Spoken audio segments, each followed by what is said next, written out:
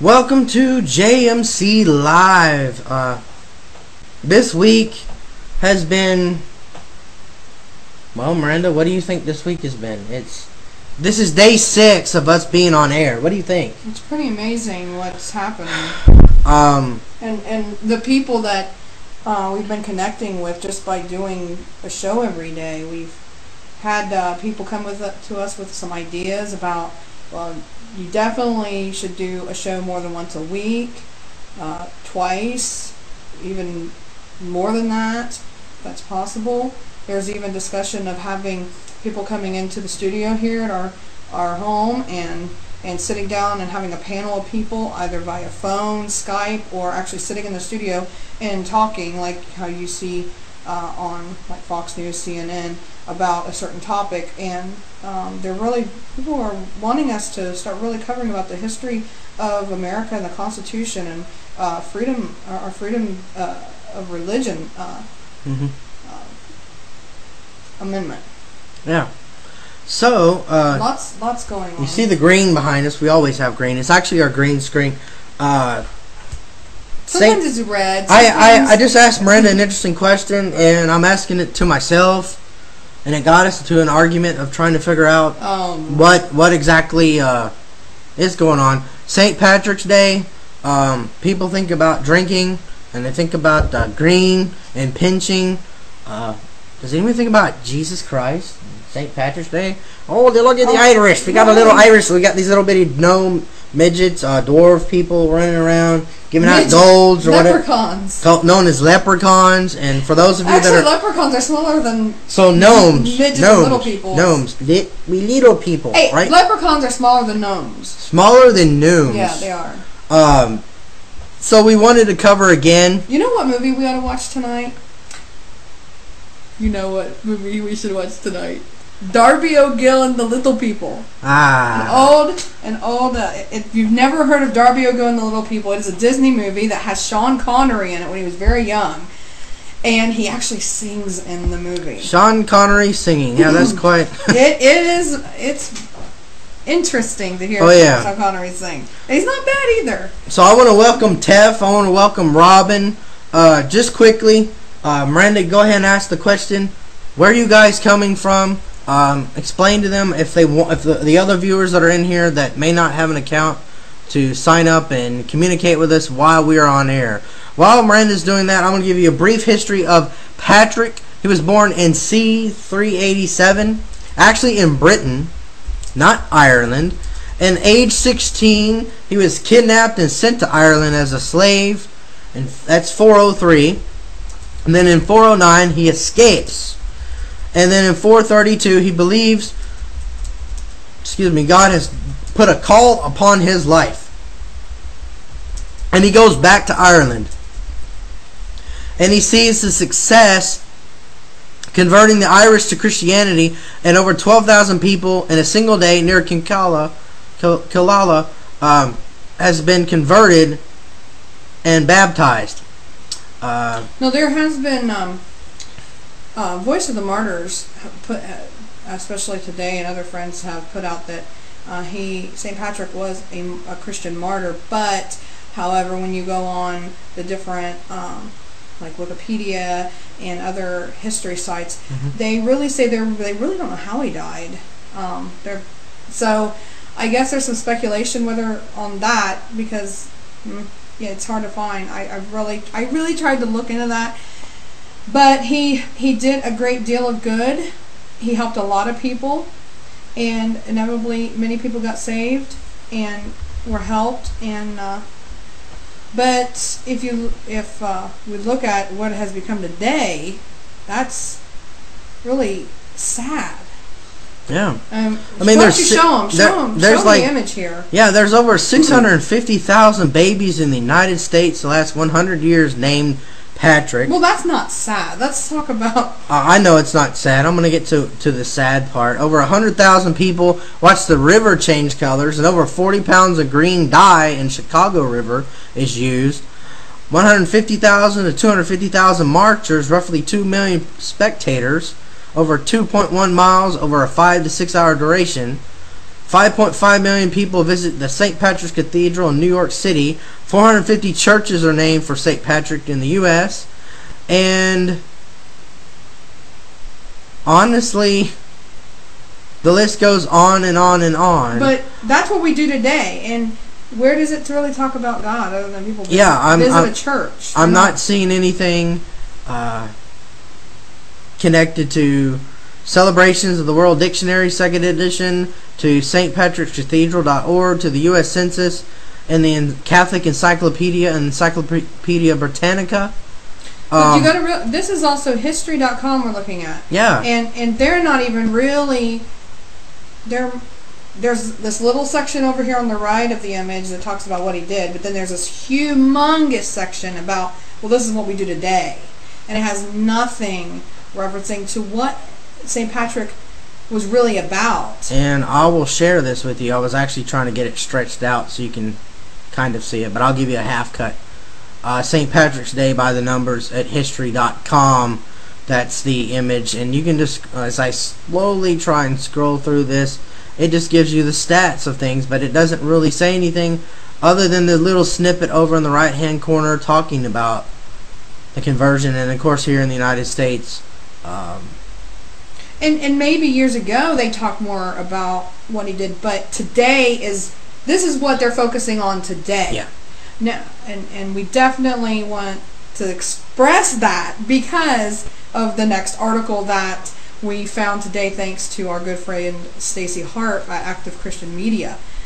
She shared this on her Facebook page, and I said, this just goes right along with what Huffington Post. Now, regardless of what you feel about them, it's a good source of information of seeing how things are being done from the other side. So here's an update. We could do a Star Wars reference right there, couldn't we?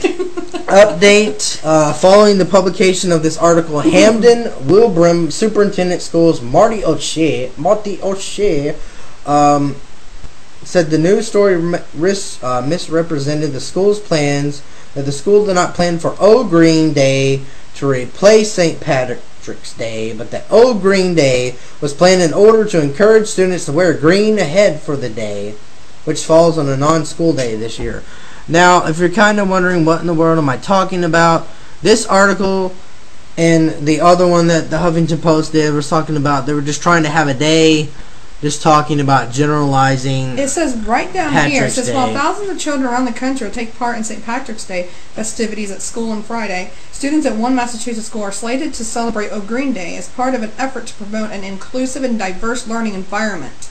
Now, this was what they reported earlier, but of course the update is saying, well, now the principal or whoever, who is he, the school, Marty O'Shea, the superintendent of the school, Marty O'Shea, and they'll say, oh, no, wait, this wasn't what it was supposed to be.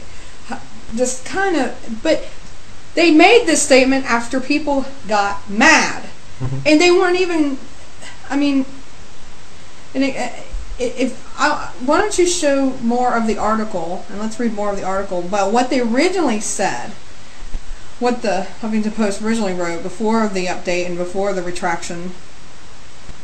One person even said, I think it's really stupid. I don't understand why they would change history's old holidays' names just to remove the essence of religion from it when it's not really a religious holiday.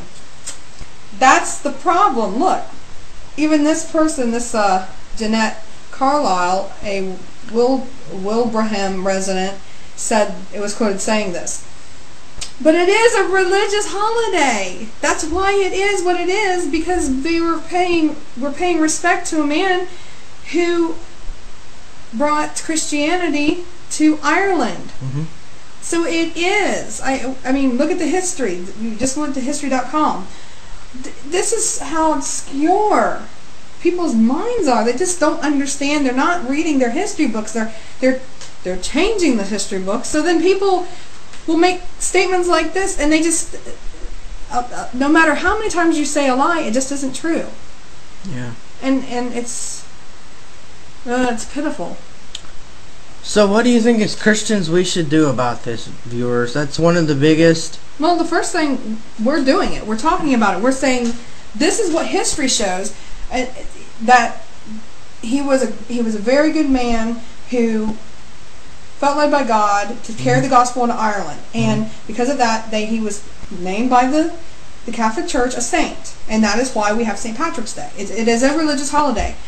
Now they're trying to take the religion out of it. Now they have people even being quoted saying it's not a religious holiday. Like it says, it doesn't matter how many times you say a lie, it's a lie. No matter who believes it, it's still a lie. But we need to make sure we are standing up and saying, wait a minute, no, this is not right.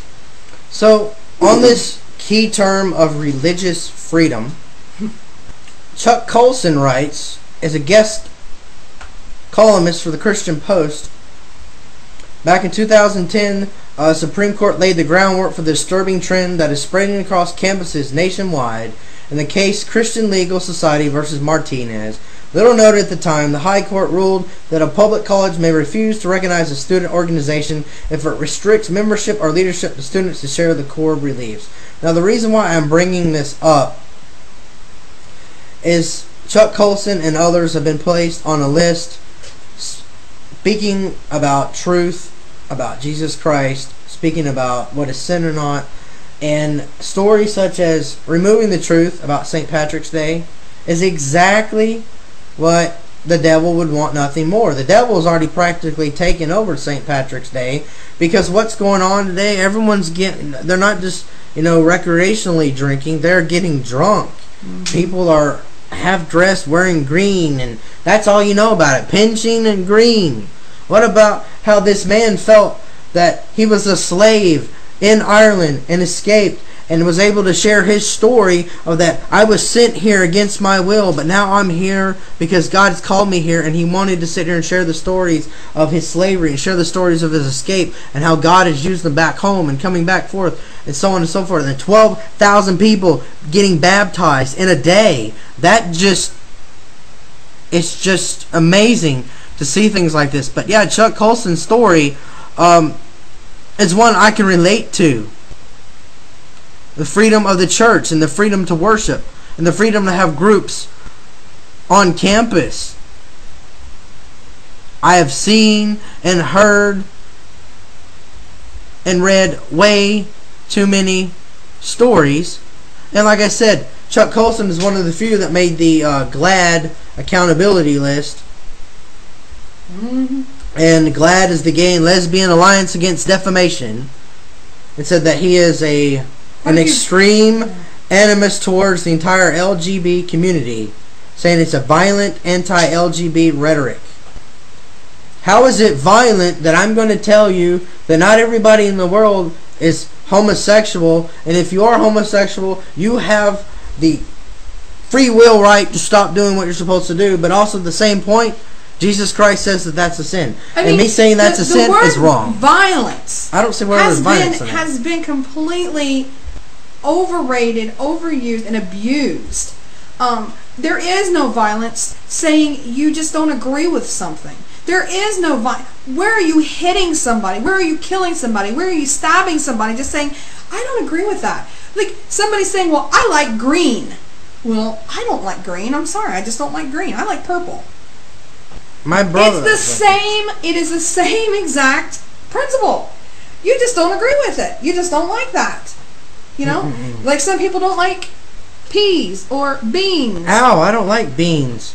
And speaking of beans, this guy I saw an article, and I know this is going on a tangent. Okay, you're going off. But anyway, this guy got killed because he got buried in pounds and pounds of beans. And I was telling my wife the other day, and this is just something funny today that happened. Is like, there's another reason, confirmation why I don't like beans. It killed somebody. This guy was actually working in a bean factory, and apparently the massive amounts of tons of beans being held, the container for it busted or fell over or whatever, and it killed the guy. It killed the guy.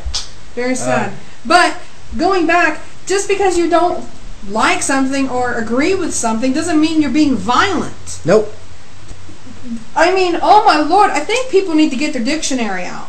Yep. I really do believe and read your definitions over again, because people are just, like I said, people are just creating these lies, and everybody's just, oh, okay, it must be true. Because, well, the media, all these people that are so smart, they're telling me, it must be true. Just because somebody look smart and act smart, and half the time might be telling you the truth, doesn't mean that they are. So get your dictionaries out. Read what it says violence truly is. Violence means that you are physically hitting, you are physically attacking. I mean, you can, attack people with your words, but the point is, they're saying just because somebody says, well, this one thing, people are going out and killing. No, people are going out and killing because they are completely messed up in their heads, and they are being driven by other forces, not those specific words. Yep. And now it's time for breaking news of the day. There's a couple of stories that we need to talk about. One of them is the CDC is talking about outbreaks tied to imported foods has increased, and this is actually going to be a story on medicalnewstoday.com. I found this article. I found most of these tonight. Yes, the CDC is saying that because we are importing our food from other countries, more and more people are getting sick here in America from eating the food. Go figure. We stopped growing our own food and we started importing it from other countries like China and so on and so forth. We don't know what they're putting in our food. People are getting sick. I sometimes think that is one reason why there is such an obese problem, because they're putting so many there. We don't know what they're really putting in the food. Hence the whole pink slime meat filler thing that's been going on that we've talked about and everybody's talking about in the news. So, well, it says 2009, 2010, nearly half of them linked to imports, and it says that it was fish and spices. This really goes towards, and I don't care if you're buying food here or overseas. I like foreign food anyway, but foreign food made here. Foreign food that's been imported over, and you're talking about fruits, like fruits and vegetables. Like a lot of the stuff that we have is not even right here in America. But like they're saying about the spices, they're mixing spices with other things, and people are getting sick. They don't really, because in those other countries, their regulations on food safety is probably a lot different than ours. To be honest, we don't really know. I think it's we need to be wise in how we. No, that's why we're sharing it. Just and how be we wise actually in what you're buying. Make sure you're checking. Be careful out there because you care about your families. You want to feed them healthy stuff, and we don't want to. We want to educate people on that there are dangers out there. Now, on another breaking news, we've been covering the prophecy being fulfilled in Israel, and this is again something that I'm not seeing. The only thing that the media is talking about is the Jeremiah Wright connection. I'm not seeing anything else, but here's some more breaking news. The Fatah says Iran is trying to block the Palestinian unity. Following Hamas' visit to Iran, Fatah says the Islamic Republic is paying Hamas leaders in Gaza to block reconciliation efforts. This is a story connected to what you've seen in the mainstream media, specifically talking about how Iran could be connected to this march on Israel. This is the beginning because they had this meeting with Iran does not want the Palestinians in their divisions. Ahmed told the Lebanese newspaper Al Mastabal, Iran is responsible for foiling attempts to achieve reconciliation between Hamas and Fatah.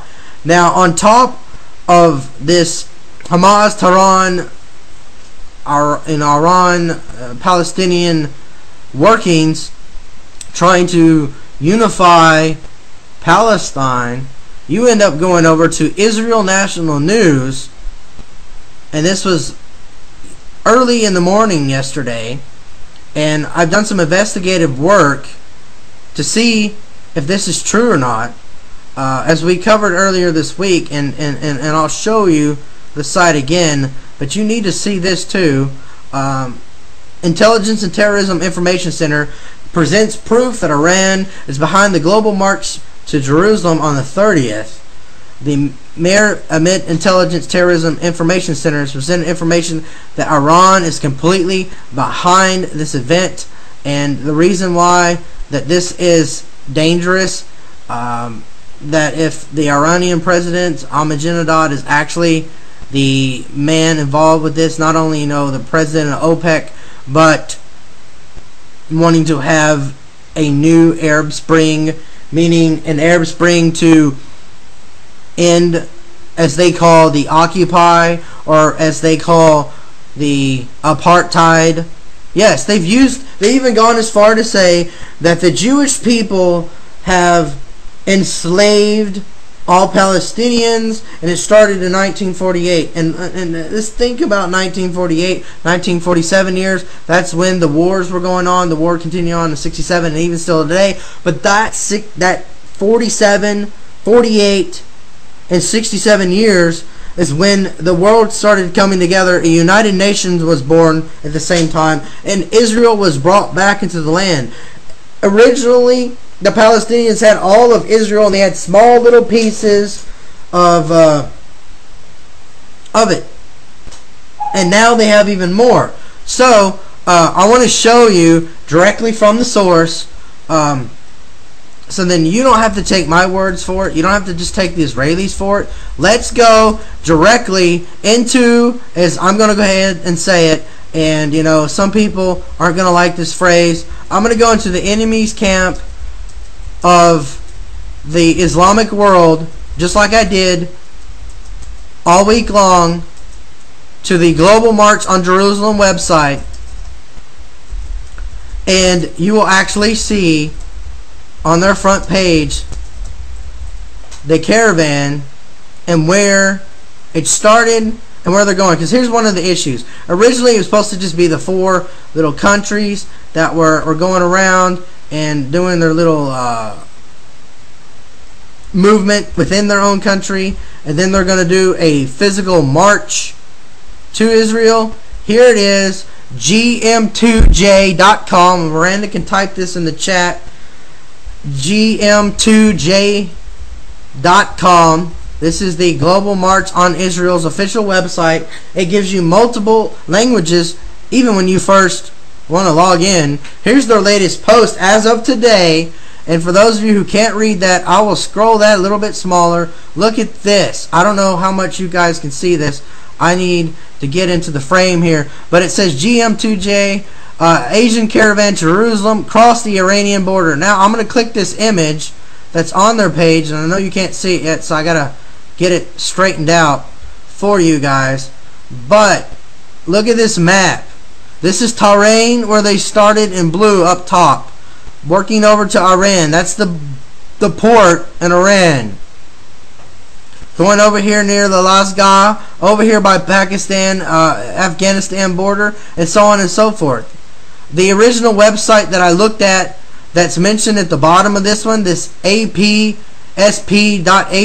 I can't pull it up anymore. It's blocked. But let me read this. It says, after 6 days since beginning the GMJ Asian caravan to Jerusalem, the caravan crossed the Iranian border, passing through Zahadin, Kerman, Qundam, and the caravan reached Tehran last night at 9 p.m. They crossed the Iranian border. So yes, it didn't originally start there. They've came from elsewhere, and they're gathering all across the Middle East, all across the globe. And then it says the Mediterranean Sea Dock at Beirut port on the 27th of March, where the number will be increased to over 250. And here's the thing. This is just the beginning. It's the 17th. They still have like 2 weeks to go.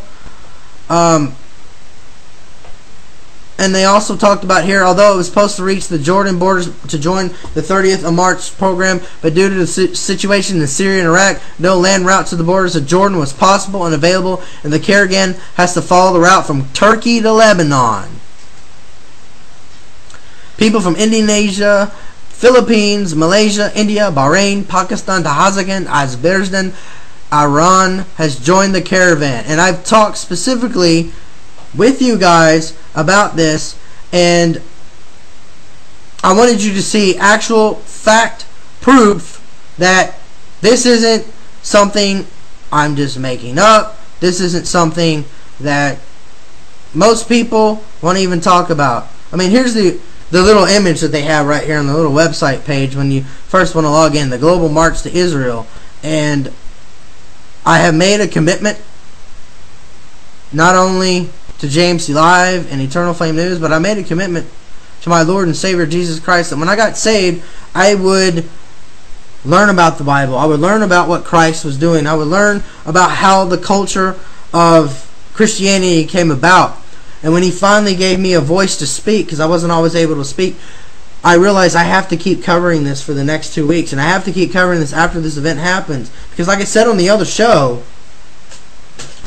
this may not be the only event for a global march on Jerusalem. It certainly may not be the end of all ends. Why? Because the devil wants to sit here and nullify things and make things to this point where, oh, it's not that big of a deal. And honestly, the mainstream media is not covering it, probably because it's a touchy subject. And I realize that my videos for this are not being viewed all over the world.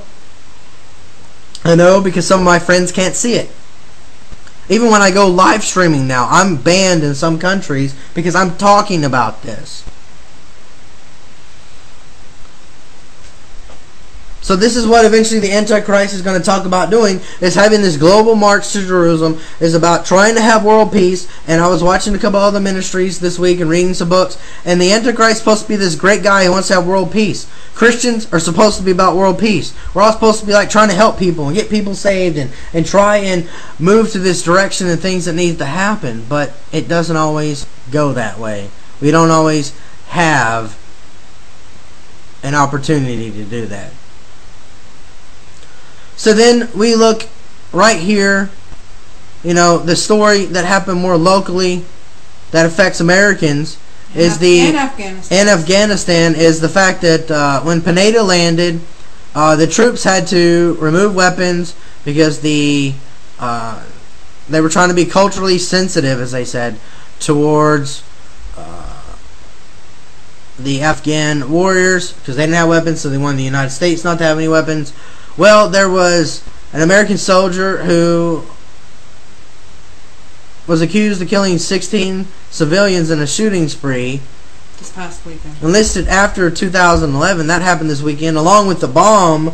What was it, a car or something or another, or a truck or whatever it was when Pineda landed. A lot of stuff's happening in Afghanistan, and this guy was a decorated veteran. He's now in Leavenworth in Kansas, being held to maximum security military. This staff sergeant, he's a father of 2 young children. But the interesting part is he's been over there 4 times. 4 times. And like I said, if this war continues in another year, these poor boys are going to be over there for 5, going into their 5th tour of duty over there. Now, why I want to talk about this is because not only am I married to a veteran, but my grandfather is was a veteran of the Korean War. And also I have cousins who are currently listed in the Marines, in the Army Reserves, etc. And it does weigh on my mind because they are going to be sent over here to Afghanistan. And how many times, here's the question, how many times do we honestly believe we can put our soldiers into a war zone before they crack? This man has gone 4 times, which means 4 years consecutively, year after year. He has been placed in a war zone for a year at a time. He has been under extreme stress. He has watched fellow soldiers be killed and bombed. He was even injured. Now they're saying, there is speculation now whether or not he has a traumatic brain injury. I would not doubt anybody that's been in a war zone for 4 tours of duty has some kind of it's going to affect you in some way. As reports keep coming in, they keep saying we have more soldiers in this war who are coming back with post-traumatic stress disorder, traumatic brain injuries, mental problems now. Well, can I tell you something? If you look back at the history of wars in America, no other war has ever lasted this long. No soldiers have ever had to be in a war setting this long ever. That is the problem. We are sacrificing our soldiers' well-being, their minds, their mental capacity to win a war that honestly I don't see us winning. As many call it the second Vietnam, it continues to look that way. If you go back to Vietnam, you look how many soldiers are still struggling with the problems that they went through and the things they saw over there. I cannot see where continuing to put our soldiers in harm's way like this and then have Mitt Romney, our new president hopeful, get on TV and say this.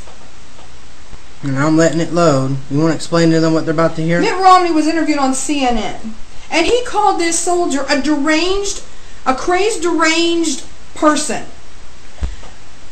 Have we honestly gotten to the point where we are calling our soldiers who have been placed and placed again into a war zone, and then we just call them deranged, crazed, gun-carrying soldiers who just go kill people for no reason? They get drunk, and that's what they're trying to say now. Well, I want you to hear this, because Mitt Romney's running for president, and this is what he's calling our troops. Governor, thanks very much. I know you have a limited amount of time. Let's get right to Afghanistan, because the situation there seems to be going from bad to worse. Even Newt Gingrich said this. He says, I think it's going to get substantially worse, not better, and I think that we are risking young men and women in a mission that may frankly not be doable. Is it time to start getting out of Afghanistan much more quickly than President Obama has in mind, which is he wants everyone out by the end of 2014? Well, it's certainly time on a regular basis to review our mission there and to see what progress we're making, and not to make decisions based upon some actions by a crazed gunman. Yeah, just stop it right there. Crazed gunman. You know, truly, that's what we call people here in America that just go randomly with a gun, who just illegally have a gun, and they just walk into some building and start shooting people. That's normally what we call a crazed gunman. Right, Jeremy? Somebody who is not legally having a gun in their possession. They are illegally having it in their possession, and they're just going randomly killing people for no reason. That is, and they don't have a mental problem, and they don't have a traumatic brain injury, and they haven't been placed in a war zone for tours of duty. That is normally what we classify here in America as a crazed gunman. Okay? But when you call our soldiers that, our troops, and I feel so sorry for this soldier's family, because I'm sure they've heard that. I'm sure they've heard this President Hopeful call their father, their son, their husband, this. And that is so horrible. It is horrible what he did, and I feel horrible that 16 people have had to die because, in my honest opinion, the military didn't do their job. The military doctors and the physicians and the counselors and all that, they didn't see, they didn't catch that something was wrong with him. And Jeremy, and it takes, you've seen it, you've been in the military, you've seen people who were who experienced traumatic things, being on the boats, out in the ocean, going overseas, and coming back. You've seen how people have changed. Why don't you talk a little bit, I mean, without, going into too much detail, but express what you saw.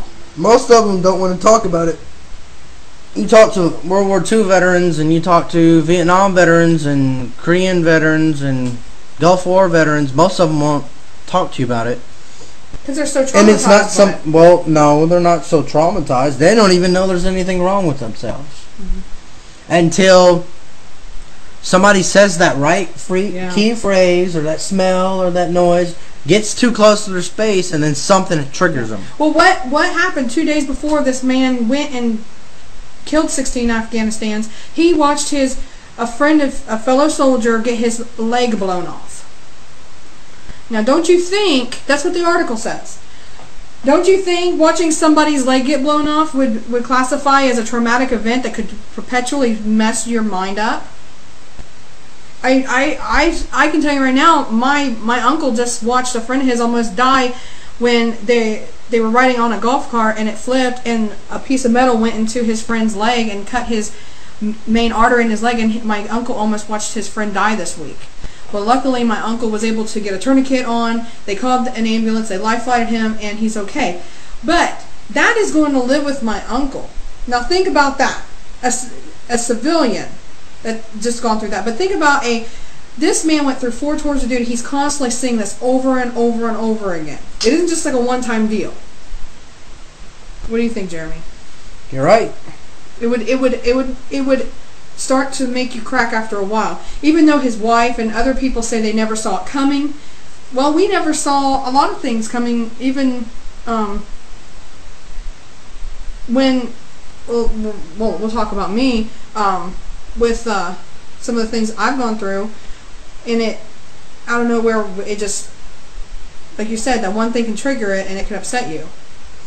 But yeah, honestly, when it comes to this subject, the reason why we wanted to bring this up, and you're kind of wondering what does this have to do with anything, some of you are probably asking that, is we need to pray for this family and for those that are in the military, because there are several shocking statistics that'll say 50 to 70% of, not World War II, not Vietnam, but 70 up to 70%, probably about 30% minimum, those that have gone more than one tour of duty, come back to the United States, they end up homeless because of where they live, or the effects of the PTSD or other physical ailments. And we're going to have what my grandmother would say, and other older viewers would say, is another baby boom when these wars, when they ever end. We're going to have a lot of people in this country that are going to need a lot of help. Yeah. That are currently overseas, that are going to be able to be extreme skilled workers who may get out because they want to or they don't. If you know anyone such as myself that's a veteran, you feel pretty much discriminated upon because you can join the military, get paid $1,000 to $3,000 a month doing a job that normally gets paid $6,000 to $10,000 a month, with clearances and abilities to save people or kill people or whatever it is that their jobs were. You get out of the military. Military is a cheap version of a civilian job. It's more responsibility with less training and more specific training to just get the job done and get it done right. And for those of you that know the mix between military and civilian life, when you're at a base, you see that a lot, and you hear about this in a bigger spectrum. So what do you do if you're married? What do you do if you have family? Well, we're going to show you a clip of the art of marriage, the operation, and how a ministry is trying to make a difference and save the marriages of those coming back overseas. Please.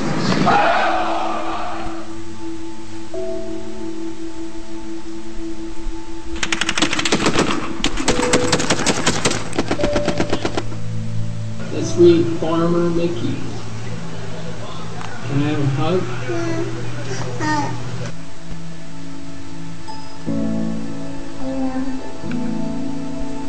When he's far away, that just makes me sad. These deployments, they take a toll on families, they take a toll on marriages, countless marriages. The most challenging aspect of military service was the transition out. Going back from being a ranger and being that type of environment into a civilian was the most difficult, and I didn't know what to do.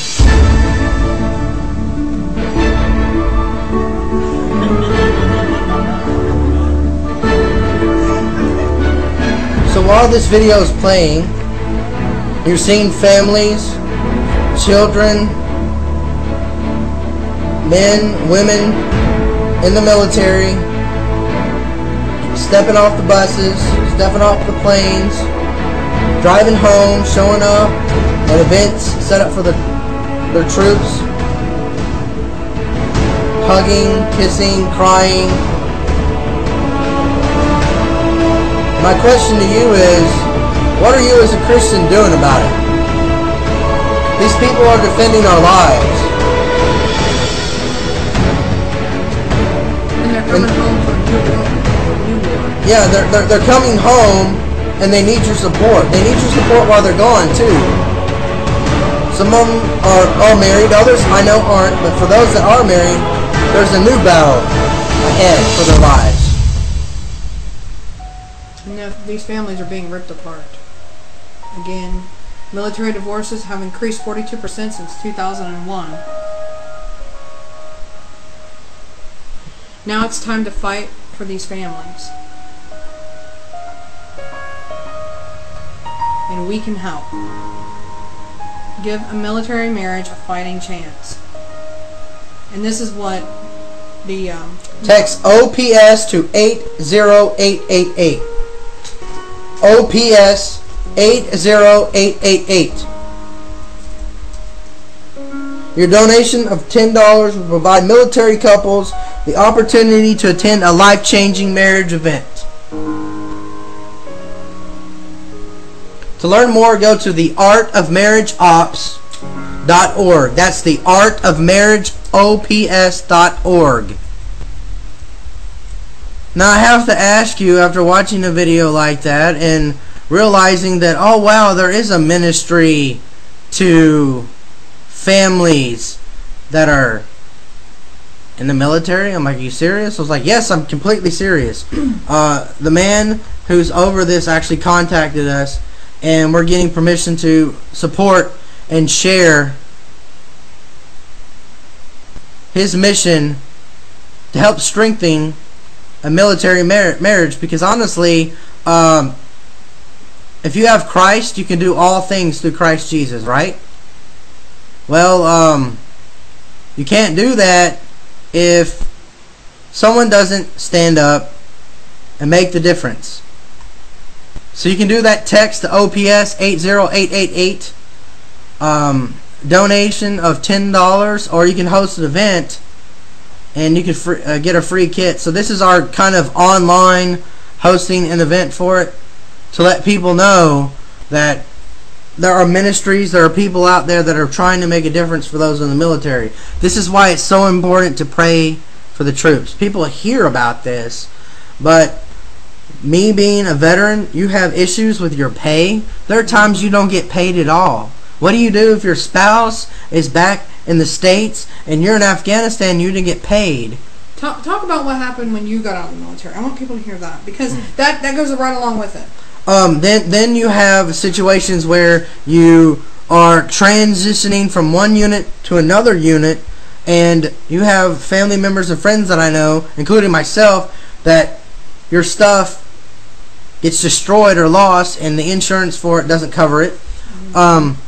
Then there's the amount of time that you're away, because when you're in the military, it's not like your simple 9-to-5 job.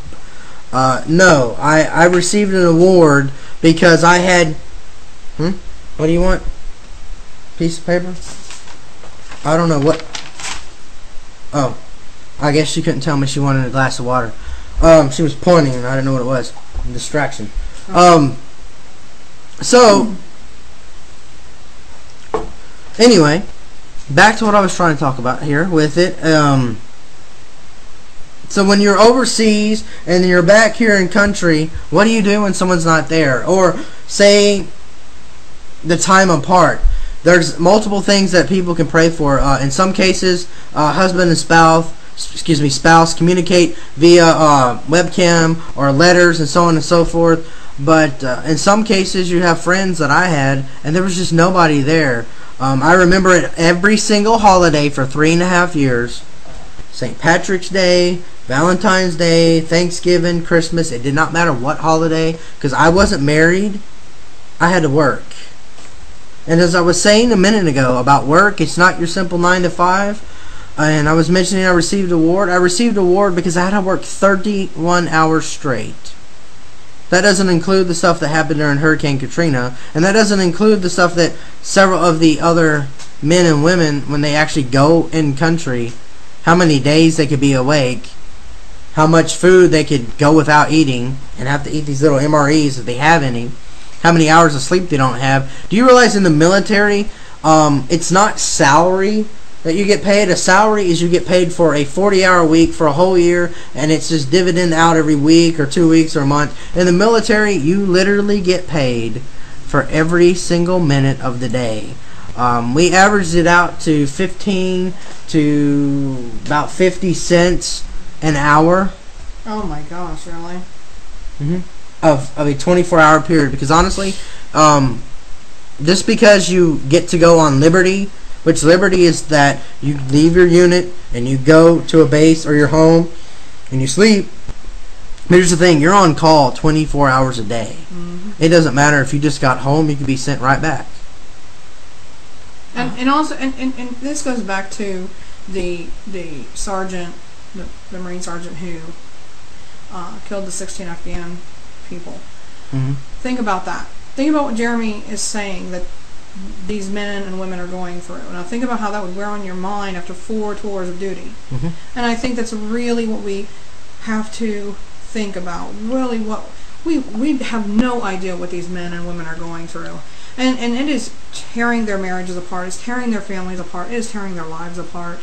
And it just so happened we found this the Art of Marriage ops thing that's this man is starting, and I'm really happy we found it, because our military people and their families need as much support as they can get.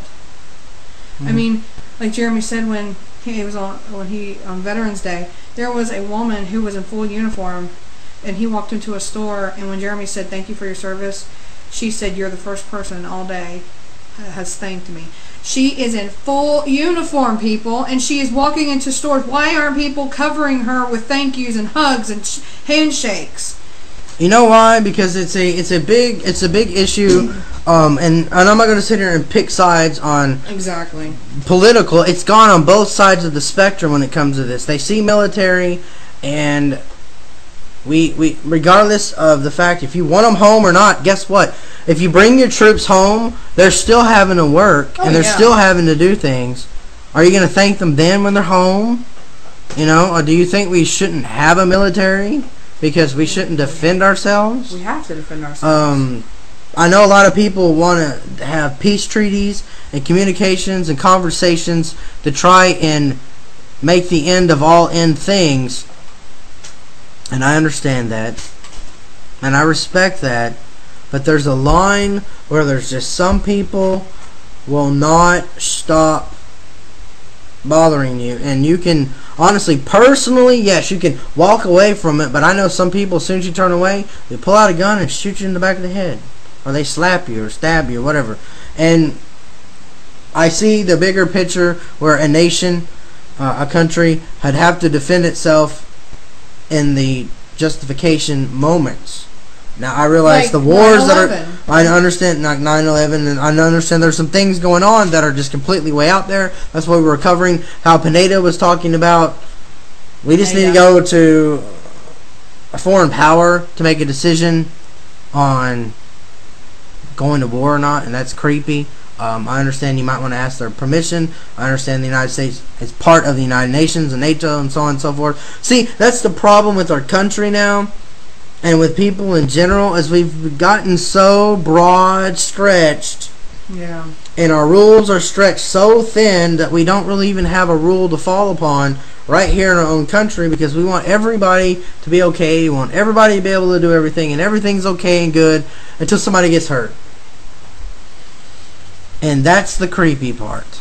And then we call them crazed, deranged gunmen. And I'm not going to lie, and I would think if you went around killing a bunch of men, women, and children, I kind of can understand the context of him saying that statement. But the fact that he is running for president. But I don't care if he's running for president or not. I kind of understand. He doesn't have my vote after that. Well, I understand that he said it, but I wouldn't say that either, though. I wouldn't even think the thought of, it's like, well, what's going on with this guy? Why did he kill all these people? Did he think they were an enemy threat?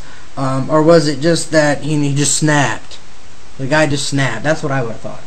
Well, it just seemed, you know, I really don't think much of a lot of these people wanting to run for president today. I will say that on both sides.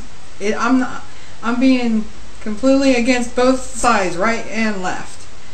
Because we're not Republicans, we're not Democrats, we're conservatives, we're Christians, and we're patriots. Yeah. And that's what we're about. We're about, you know, we're about keeping our Constitution and our rights intact in this country. That's what or people call libertarians, I guess. But that, what going on national television and being a president hopeful, and then saying that about one of our troops who did a horrible thing but clearly has some issues is not right. It just makes me not want to vote for him. Makes you not want to vote for him. Yeah. Wow. You know, in this world that we live in, there's always going to be some kind of chaos and discord going on. But there's hope. There should be a hope and a plan and a future for America, for the rest of the world. And when you as a people can wake up and see the truth, then the true truth of Jesus Christ can set you free. And I think that's one of the biggest issues right now, is so many things in society. The world is in discord because they're in need of a Savior. And without a Savior, everything's just going to fall apart. And that's what the Bible has clearly talked to us about, is that when this continues going on, when the world continues to try and take the light of Christ out, you know, you can't put Christ in the military. Oh, no, we can't do that. That separates church or state.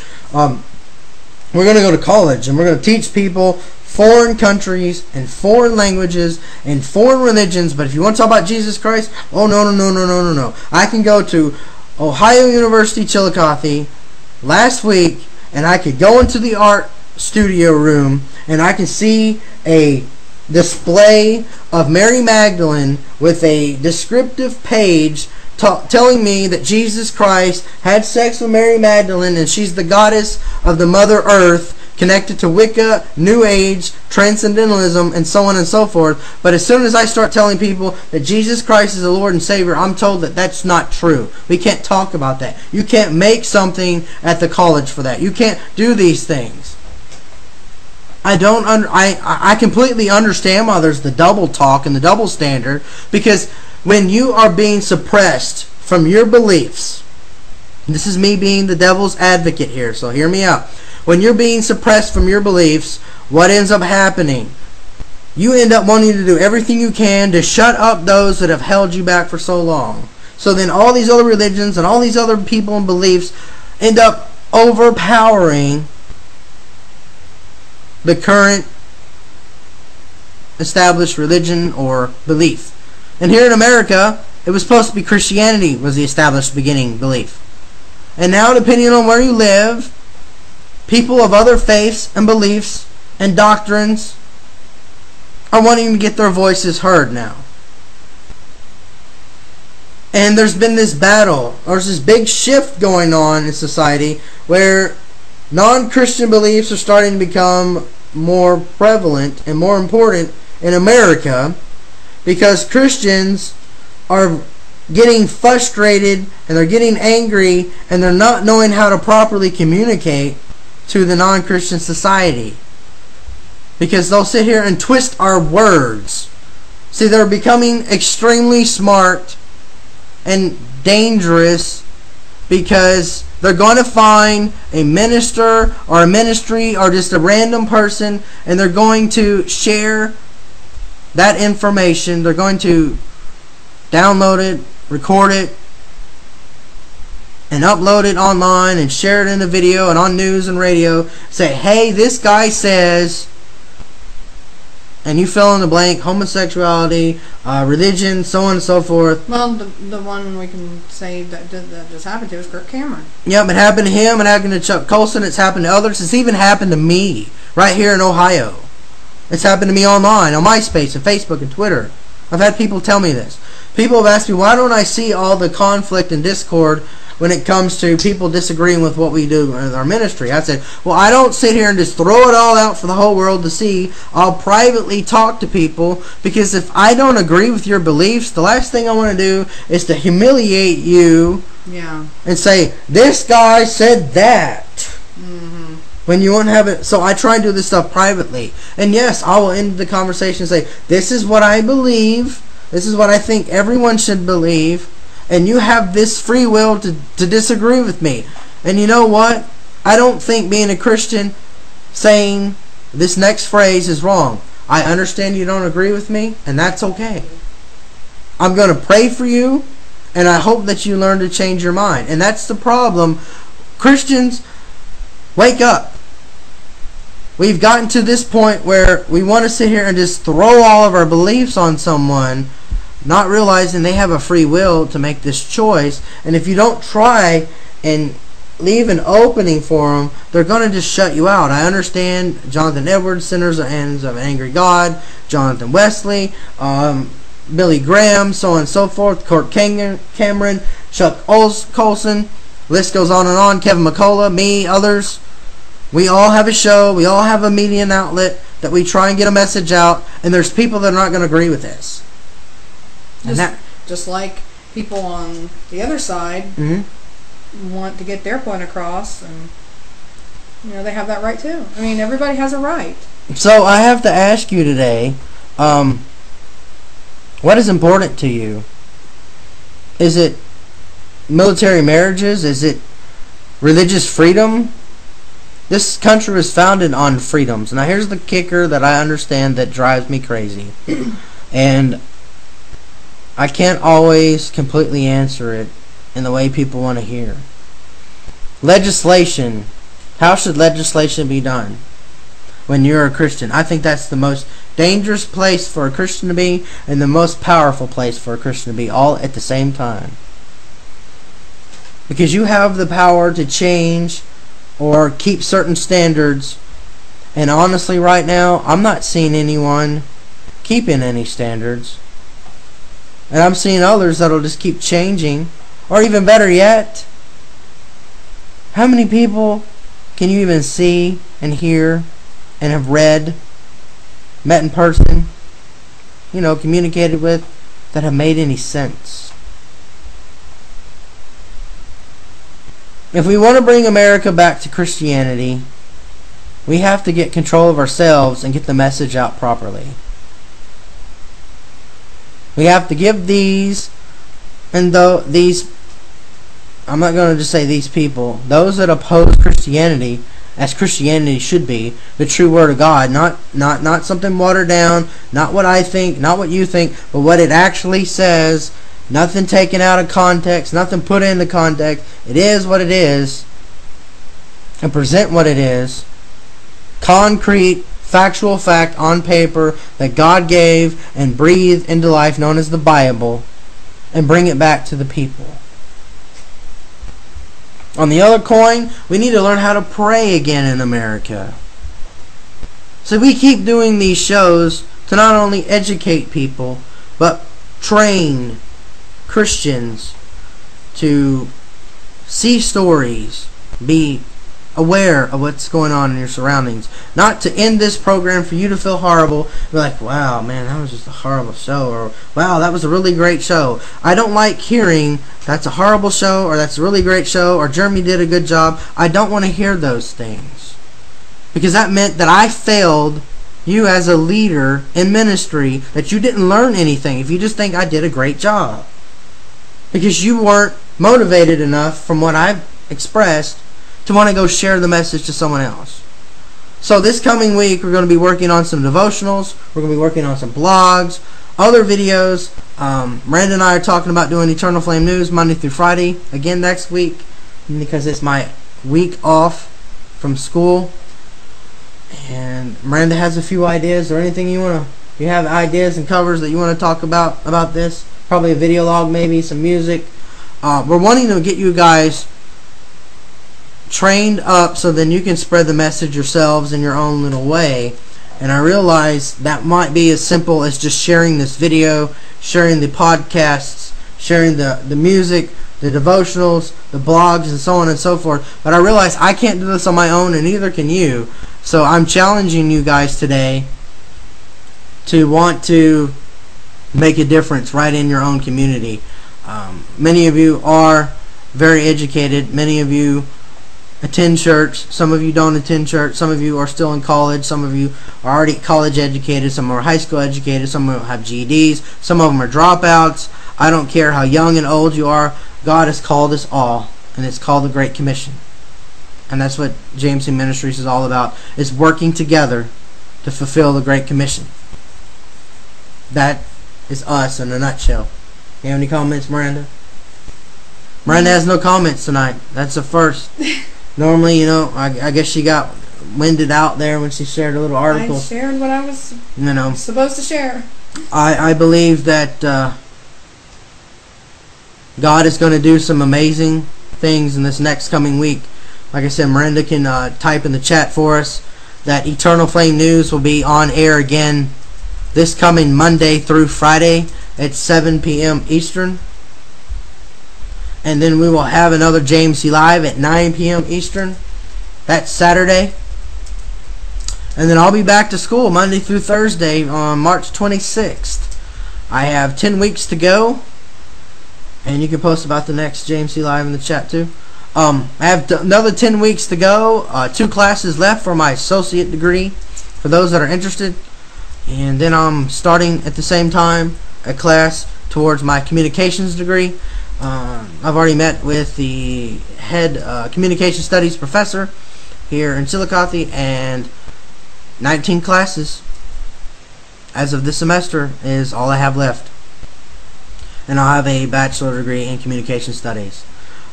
This has been JMC Live right here at the jmclive.com 24-hour streaming network. We will have the podcast up here shortly. I'm going to let you guys stay in the chat. I'll talk to you. I'm curious about your questions, your comments, and concerns. So we'll see you Monday at 7 o'clock for Eternal Flame News. And again, next Saturday, 9 p.m. Eastern at JMC Live. God bless, and we'll see you soon.